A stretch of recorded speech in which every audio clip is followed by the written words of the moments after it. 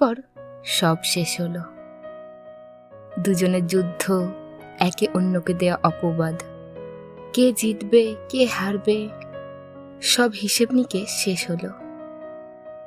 এখন আর কোনো যুদ্ধ নেই, দুজনেই স্বাধীন, দুজনেই মুক্ত। তারপর সত্যিই সব শেষ হলো। বিচ্ছেদের সীমানা টেনে দুজনেই আলাদা হলাম। মাঝে দেয়া হলো লোহার কাঁটাতার। এখন দুজনেরই পথ আলাদা। দুজনই এখন ভিন্ন দেশের বাসিন্দা, যেখানে কেউ কারোর সীমানায় প্রবেশ করার অধিকার নিষেধ।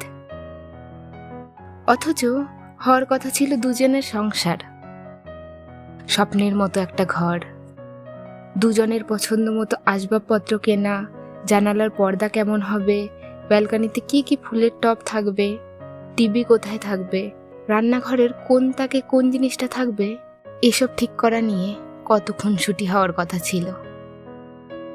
কথা ছিল ছুটির দিনে ঘুরতে যাওয়া নিয়ে সকালে তুমুল ঝগড়া হবে, বিকেলে চায়ের কাপ হাতে ব্যালকনিতে একসাথে সন্ধ্যা দেখা হবে। মশারি কে টাঙাবে সেটা কাগজে লিখে ফ্রিজে টাঙিয়ে দেওয়া হবে। অতঃপর আজ দুজনেরই সংসার হলো। দুজন ভাগ করে নিলাম অন্য কারোর সঙ্গে আমাদের গল্প ও ইচ্ছেগুলোকে। যদি তখন আমরা একে অপরের ইচ্ছেকে মূল্যায়ন করে, গুরুত্ব দিয়ে, সম্মান করে ভাগ করে নিতে পারতাম, তবে আলাদা আলাদাভাবে আজ যা যা হলো তা একসাথে হতে পারত, হতেই পারত। আমরা চাইলেই দুজনের একটা সংসার হতে পারত, একে অন্যকে ভালোবাসা যেত।